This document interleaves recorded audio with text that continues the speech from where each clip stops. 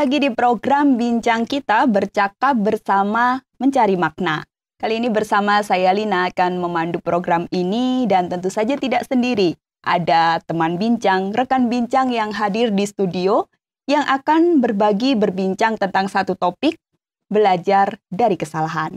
Di studio sudah ada Ibu Eti Rahmawati. Selamat datang kembali Bu Eti. Terima kasih Mbak Lina. Senang sekali bertemu kembali. Puji Tuhan, ini sudah yang kesekian kali Bu Eti. Betul. Dan pasti akan ada episode-episode lain ya yang akan menghadirkan Bu Eti ya. Terima kasih sekali lagi, sehat Bu Eti? Sehat selalu. Itu yang terpenting sekarang ya. Memang harus sehat terus. Benar-benar. Bu Eti, hari ini kita akan belajar tentang satu topik yang dekat dengan kehidupan kita ya. Tentang belajar dari kesalahan. Saya yakin siapapun kita ya pasti pernah mengalami atau melakukan kesalahan. Benar nggak sih? Benar sekali. Bahkan kalau kita orang Kristen juga belajar dari murid-murid Tuhan Yesus yang notabene hidup bareng Tuhan Yesus hari-harinya ya, melihat teladan langsung juga masih melakukan kesalahan gitu ya. Dan itu hal yang sangat manusiawi ya Bu Eti ya. Tapi meskipun begitu, tentu itu bukan dijadikan alasan untuk kita, oh iya aku manusiawi kok, aku manusia biasa, boleh dong melakukan kesalahan. Nah, yang jadi pertanyaan nih Bu Eti, meskipun kesalahan adalah hal yang lumrah, hal yang wajar, tapi bagaimana caranya supaya kita ini tidak jatuh dalam sebuah kesalahan yang berulang-ulang kita lakukan, kesalahan yang sama besoknya jatuh lagi. Apa sih yang harus kita kerjakan? Yang istilah yang jatuh di lubang yang sama. Itu dia. Ya, memang wajar katakan Mbak Lina tadi kalau setiap manusia itu bisa melakukan kesalahan memang wajar. Cuman yang berulang-ulang itu yang harus dihindari. Dan triknya memang ada tipsnya yang benar-benar yang harus kita sadari bahwa itu ada kesalahan itu kita lakukan. Jadi kita mengakui bahwa kita melakukan kesalahan. Orang yang berulang-ulang melakukan kesalahan yang sama biasanya dia nggak sadar kalau dia salah gitu ya. Jadi dia selalu seperti menutup mata dengan apa yang dia lakukan itu sebenarnya nggak salah. Saya melakukan ini nggak salah. Jadi itu terus-menerus berulang. Tapi kalau kita menyadari bahwa kita itu telah melakukan kesalahan, berulangnya kan berpikir dulu dong kalau mau melakukan lagi. Pasti. Saya salah kok ini melakukan masa saya lakukan lagi. Nah itu pasti tidak akan berulang-ulang lagi. Jadi prinsipnya yaitu seseorang itu harus mengakui kalau dia salah. Jadi benar-benar saya akui bahwa saya telah melakukan satu kesalahan. Itu poin penting rasanya ya. Ketika kita melakukan sebuah kesalahan, itu manusiawi. Tapi yang terpenting adalah menyadari, mengakui kalau kita sudah melakukan kesalahan. Dengan begitu, kalau kita bertindak lagi pasti akan mikir ya Bu Eti. Jangan sampai deh aku melakukan kesalahan yang sama. Tapi kalau kesadaran dan pengakuan itu hilang, hati nurani tumpul, jadi melakukan salah sudah biasa ya. Tidak terasa, kayaknya tidak ditegur oleh hati nurani karena saking seringnya dan tidak ada kesadaran pengakuan itu sendiri. Nah, tak jarang nih orang yang berbuat kesalahan itu ujungnya pasti diselimuti atau dikejar-kejar rasa bersalah.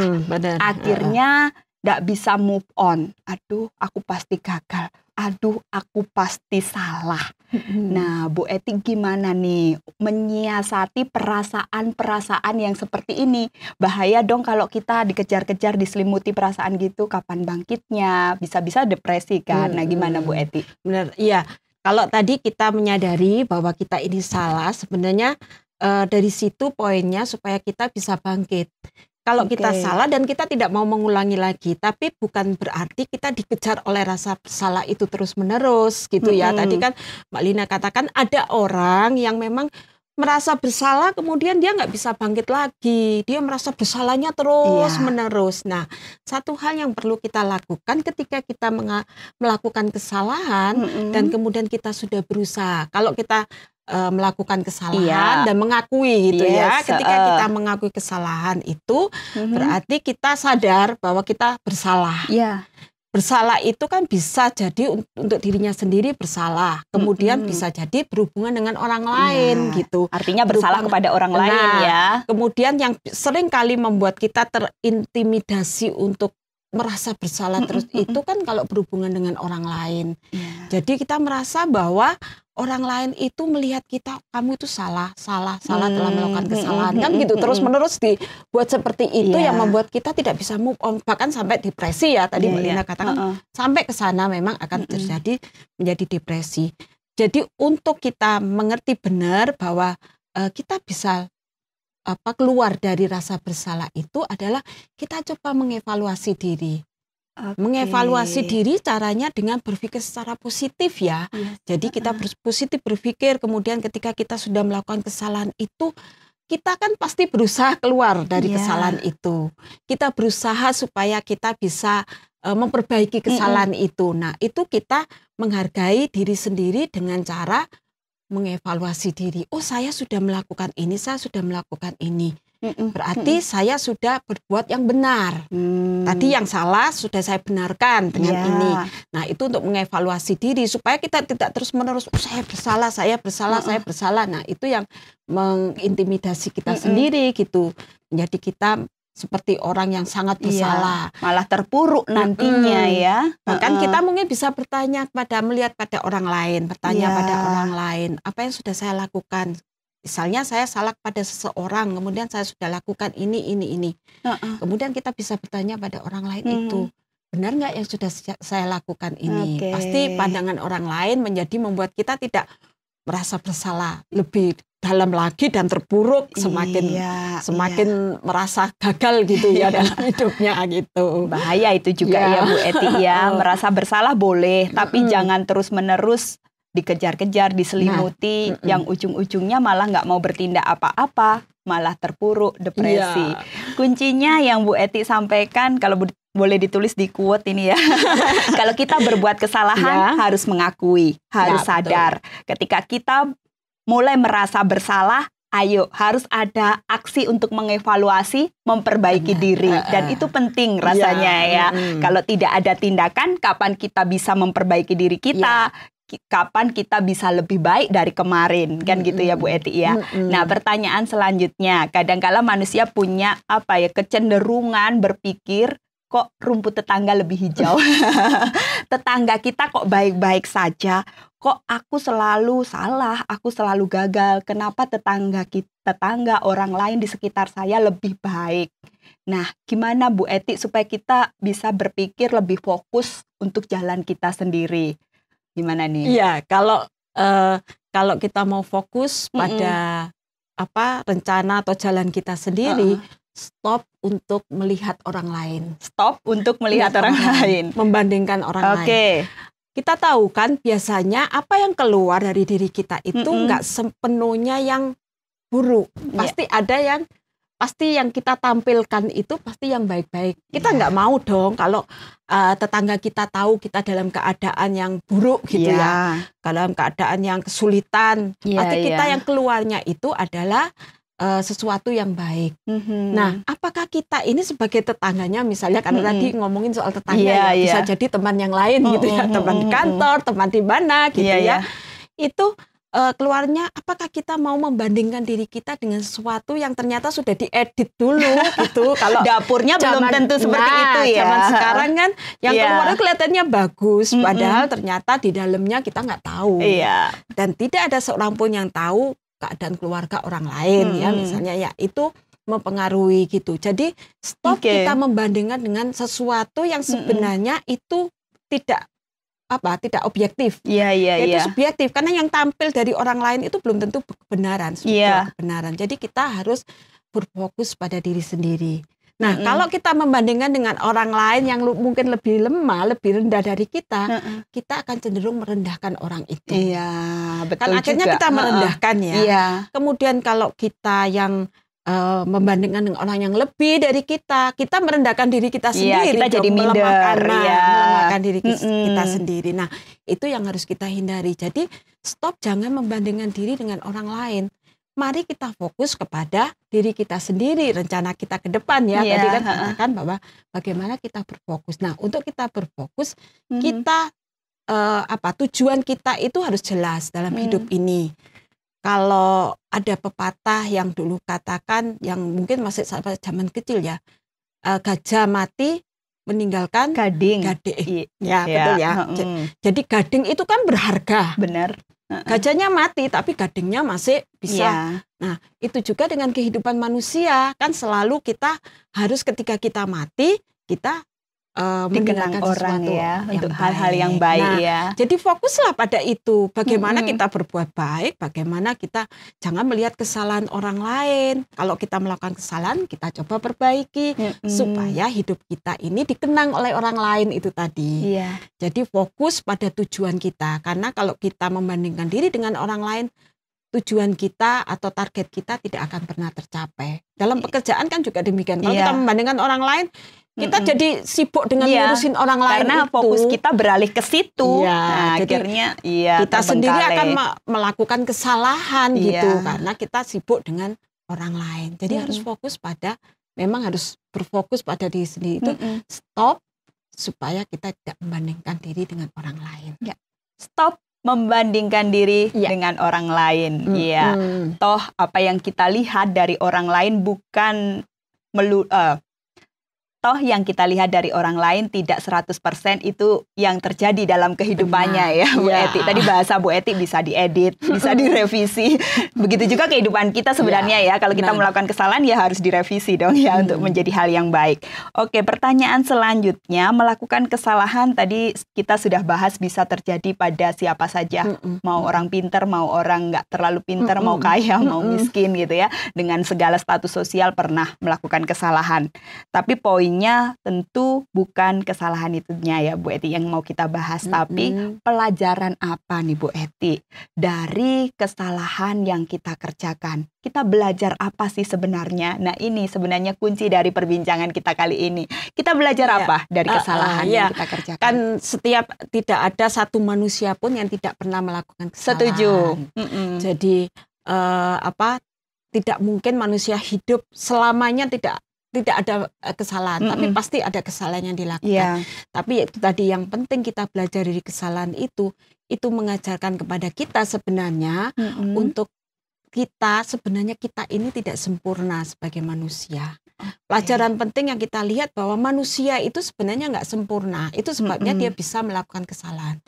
Sebaik apapun kita telah merencanakan atau membuat sesuatu, bisa jadi itu ada kesalahan yang kita lakukan. Contohnya Mbak Lina, kalau kita lihat kita sedang membuat suatu event atau mungkin acara kecil ya, kita sudah rencanakan dari A sampai Z. Ini harus begini, ini harus begini, ini nanti harus begini. Sudah tertata rapi ya, sudah ada breakdown-nya, sudah ada rundown-nya. Sudah kita ini. Tapi ketika dievaluasi ternyata masih ada kesalahan yang ada celah-celah ya. Itu menunjukkan bahwa setiap manusia ternyata tidak sempurna. Jadi kita tidak bisa bergantung pada diri kita sendiri atau pada orang lain. Jadi kesalahan itu selalu terjadi dalam kehidupan setiap manusia ya. Pasti ada kesalahan yang dilakukan. Dan pelajaran yang sangat penting bahwa kita tidak bergantung kepada manusia itu, karena manusia tidak sempurna. Yang kedua, ternyata meskipun seperfect apapun kita, ekspektasi kita begitu besar, kita perfect, kita sudah melakukannya, ternyata ada jalan yang lebih baik.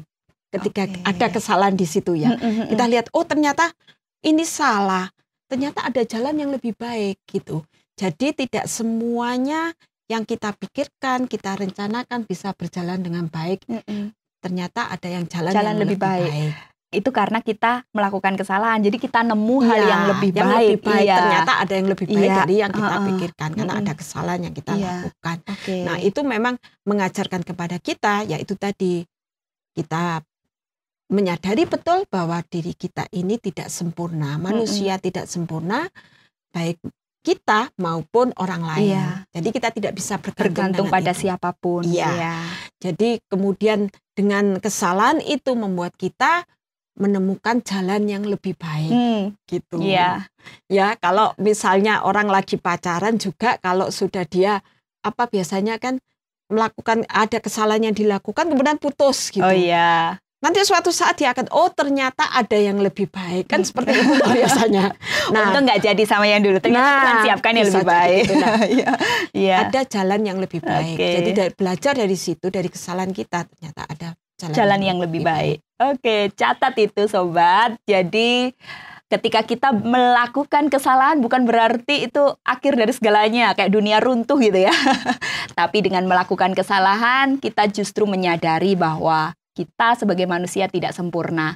Orang lain pun juga tidak sempurna. Jadi tidak bisa bergantung pada siapapun ya Bu Eti. Betul. Dan pelajaran yang kedua yang Bu Eti sampaikan tadi, ketika kita melakukan kesalahan, justru kita akan menemukan jalan yang lebih baik. Ya, jadi jangan takut ketika kita melakukan kesalahan. Ini pertanyaan terakhir dari sisi Alkitabiah, Bu Eti. Iya, pasti sebagai orang percaya kita meyakini bahwa setiap kesalahan itu pelanggaran dan pelanggaran itu dosa. Nah, ada konsekuensinya, ada hukumannya. Gimana Bu Eti ini menyikapi ini dari sisi Alkitab? Ya, memang pasti ya. Roma 6 ayat 23 katakan upah dosa ialah maut. Memang semua dosa dan pelanggaran itu ada hukumannya. Ada yang harus ada konsekuensi, katanya Mbak Lina tadi ya, ada konsekuensinya. Nah, sesuai dengan firman Tuhan kita belajar dari Raja Daud. Saya ingin kita belajar dari Raja Daud ya. Daud telah melakukan kesalahan yang sangat besar ketika dia berhubungan dengan Batseba. Bukan hanya dia berzina dengan Batseba, tapi dia berusaha untuk menyingkirkan suami dari Batseba dengan cara menempatkan Uria di depan supaya terbunuh. Nah, itu kejahatan itu terus beruntun kan akhirnya ya. Jadi, ketika dia melakukan satu kejahatan, akhirnya beruntun ke kejahatan. Ada kejahatan yang lain ya. Ada kesalahan yang lain yang dia buat. Nah, itu kita belajar. Tetapi ketika Nabi Nathan itu menegur Daud, katakan aku bersalah di hadapan Tuhan. Nah, penting bagi kita sesuai dengan firman Tuhan, ketika kita melakukan sebuah kesalahan, pelanggaran dosa, mari kita mengakui di hadapan Tuhan.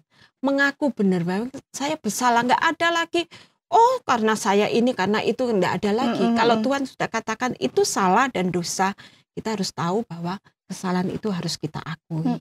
Seperti tadi di awal kita bicara, kalau kesalahan ya harus diakui, memang kita bersalah. Dan di balik itu kemudian kita harus bertobat.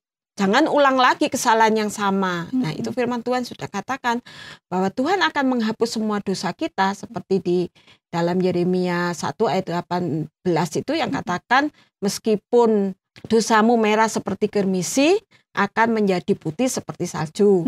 Meskipun merah seperti kain kesumba, akan menjadi putih seperti bulu domba. Nah, itu janji Tuhan bahwa ketika kita mengaku dosa dan kesalahan kita di hadapan Tuhan, Tuhan menghapus dosa itu melalui Tuhan Yesus. Dan kemudian kita tidak melakukannya lagi. Kita harus bertobat. Jadi firman Tuhan katakan bahwa dari perbuatan kesalahan kita itu, kita harus mengaku salah, dan kita bertobat. Itu jadi ya, Tuhan berarti akan mengampuni dosa kita. Mengakui kesalahan dan bertobat. Itu kunci kita sebagai orang percaya. Dan bersyukurnya kita, Bu Eti ya, memiliki Tuhan Yesus Kristus yang sudah menebus yang sudah menebus. Kalau kita berupaya sendiri supaya kita dibersihkan dari dosa, rasanya tidak mungkin karena terlalu banyak dosa, kesalahan, pelanggaran kita.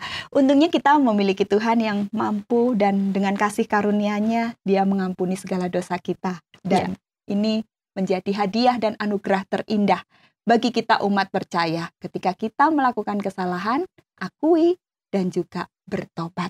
Jangan melakukan hal yang sama. Terus minta ampun kepada Tuhan. Percayalah, Tuhan Maha Pengampun. Tuhan Maha Pengasih. Baik, terima kasih Bu Eti. Sama-sama. Luar biasa hari ini pelajaran, walaupun singkat tapi padat, kaya akan pelajaran-pelajaran ya, inspirasi dan juga edukasi. Terima kasih. Sampai jumpa di episode selanjutnya Bu Eti ya. Terima kasih Mbak Lina. Oke. Baik sobat, terima kasih untuk kebersamaan Anda hari ini.